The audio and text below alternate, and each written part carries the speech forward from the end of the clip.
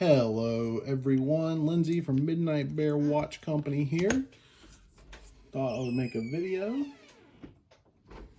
I had received a message the other day on how to change a Quartz watch battery. And someone had taken it to like the mall, I guess it still exists, to get them to do it, and they were wanting to charge like $50. And I was like, that is crazy. That's something that you can definitely do at home with a little bit of practice and just be careful, and you could definitely do that at home. So I thought I'd make a quick video of how you would go about doing that. On this watch here, this is a random ladies watch that I got, Waltham. You may have heard of Waltham back in the day. This is not that. This is something more modern. But it's good just to practice. And also it'll be easy to tell because it has that seconds hand. Now the first step would be to remove the band. This has one of those stretchy bands on it. Now there's a couple different ways to do that. So the good thing about these bands is you can just kind of flip them over like that. Now, you at home, the first thing you're going to need is a spring bar tool. And that's a tool. It looks like that, and it's forked at the end. You should be able to see that. You can get these for relatively cheap on Amazon. You don't need a fancy one. The downside to the cheap ones is sometimes the teeth can break, and then you just have to throw it away. Some watches also have like holes in the lugs where you just like use the other end to push the spring bar, and then that's how the strap comes off. It just depends. If it was going to have a hole, it would have a hole right here. If you don't see a hole, then you know it needs the fork. If you see a hole, you need the straight push thing. Now these will work perfectly. However, I have a really nice one that my coworker gave me in our gift exchange by Bergeon, which is a watch tool company. So I'll be using that. So you just take, again, this one with the fork. You'll take the forked end here. Kind of do this through the camera is not the easiest. You'll just kind of put in there, push down, and then it'll come right off. These are kind of dirty, but the way this works is, you're pushing down, and then you can see how it's moving. So you push it down, and then it releases from the watch case. You don't really need to remove both, but for the sake of demonstrations, we'll go ahead and just remove the band all together. Again, this is a lot more difficult because I'm looking through my camera. So just kind of bear with me a little bit when you're doing it, and you don't have to worry about people paying attention. It's a lot easier to do. All right. Put the spring bars up there. All right, so you got the strap off, or band, or what have you. Now you're going to look at the back. Now, this is the case back. There's a couple different options for case backs. You have something like this, something like that, or something like, let me find an example. Sorry, my cat's coming in and out of the room. Something like that with those like indentions there. The most common, especially for these Quartz watches, are something like this right here. And that's just a simple, it just kind of presses down from friction. I don't know where my case knife is. I'll figure it out. Okay. So what you'll do, it's usually, so this is the crown. There's going to be a little indention, usually opposite. So somewhere back here. I don't know if you'll be able to see it on camera. I'm looking for it too. Let me actually find it. It's very odd. Okay, so I told you a little bit of a story. Whoever did this last put it on wrong. But you see right here, there's a little indention. Like it looks a little funky. So you'll need a way to pry it open. Now, again, for next to no money at all, you can buy a little case knife tool on Amazon for just a few dollars. I have one somewhere nearby, but can't find it. There's also this style. I don't recommend this style just because you have to sharpen these. I haven't done to this one yet, but it's too thick to actually use. It needs to be sharper. See, like that, it won't get into the groove there. Man, oh, I thought I had it nearby. I don't know what I did with it. Pardon me, everyone. Well, actually, it's fine. The easier way, there's also this way, but if you opt to do this, obviously do so at your own risk. You can take a straight razor, put it right there on the little groove, and just pry up, and boom.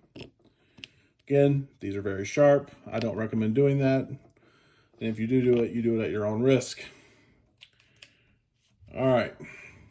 Oh, and look what it was underneath. I found it. This is the one on Amazon that I would recommend getting. A case back tool. All right. So now we are in the guts of the watch. That there is, of course, the battery.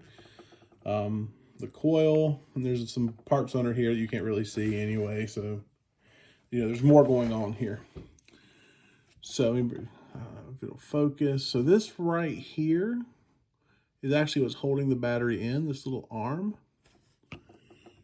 And then on this side here, you can't really see it well, there's a little hole. So using a pair of tweezers, or you can use your case tool, and I'll actually use this one just to show how to do it. You're going to take either the straight part or the fork. And you're just going to push that little bar over, and you see how the battery just kind of pops. Try not to touch the movement with your bare fingers if you can, but honestly, like in a watch that is your personal watch, you gotta do what you gotta do. It's not the end of the world like some people make it out to be. All right, so boom, battery is out. The next task is figuring out what the battery is, what size. See if I can get it to focus for y'all. Maybe not. Okay, well, just read on there what the battery is. If you have, small children or pets or anything, obviously these are incredibly dangerous to just leave lying around. So I recommend, you need to dispose of them in a safe and responsible manner. This battery just happens to be, I've already looked, a 377 or an SR626 or an AG4 or a LR626. They all basically mean the same thing. These are alkaline. Some older watches have to be silver oxide batteries, so that's the thing to be aware of. All right, so I've already measured it. These are the batteries you need. So one battery from here. As I was saying, these are these are alkaline. Some watches require silver oxide if it's old enough. Unfortunately, really the only way to know is to just buy one, and if it doesn't work, try the other, and whatever.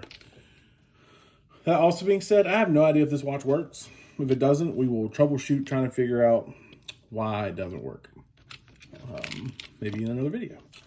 All right, so as I was saying, this little arm right here is actually what holds the battery in. So when you insert the battery, you're going to go in at like an angle, like this from this direction. Let me see if I can get it to focus. You can see how it kind of it has that little alcove there. It's always a good idea to inspect the contact there. Make sure there's not any residue or anything. Sometimes on these old watches, the batteries have been in there for, a really long time. So taking the new battery, just going to kind of sit it in there. So again, it's a lot easier to do when you're not trying to do it through a camera. You're going to kind of push it in like so. Moment of truth, and she's taking away. All right.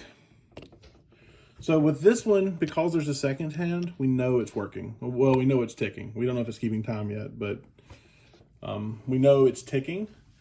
If you don't have a one that has a second hand, the options are just set it and, check back in 30 minutes and see if it's keeping time.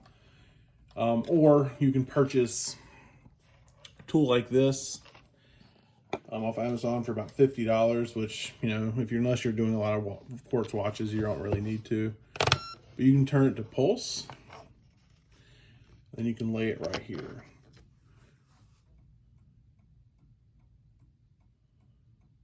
And see, that's interesting because it is clearly ticking, and so it should be, there we go. So every second, that's letting us know that every second the battery is shooting juice or power to the movement. So it is indeed working, which again, because there's a seconds hand, we kind of had a cheat on that a little bit. All right, so you got the battery in there. It's working. You're good to go. Always a good idea to get, if you want to buy one of these, a couple dollars on Amazon just to blow some air in there. Make sure there's no dust or whatever. Same with the case bag, just, you know, a little spritz of air. Don't use compressed air because there has like chemicals or whatever in it. All right, and you see how there's that notch. That notch goes over the crown stem, which is right here. So line up that notch with the crown, and then just press it. Now, some of them you can just press back together with your, you know, your bare hands. Which this one, that was the case. Some of them you're going to need like a tool that exerts downward pressure. You can get, again, something you can get off Amazon. The cheap ones look like this, and it'll come with these plastic dies rather. I have a fancier one, completely unnecessary for the average person. All right, so we're gonna go ahead and set her. It is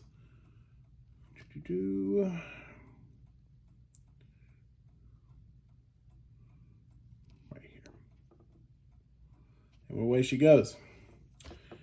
Now to reinstall the bracelet, I hate these stretchy bands personally. So if this was a watch I was going to keep or sell, I would probably replace the band. But just for the purposes of showing you how it works, these are the spring bars that came out of it. You put it into the hole there. You see there's holes in the lugs. You just line up one end. Okay, this is very difficult through the camera. We're gonna make it work though. So line up one end. Then you're gonna take your same tool you were using earlier with the fork.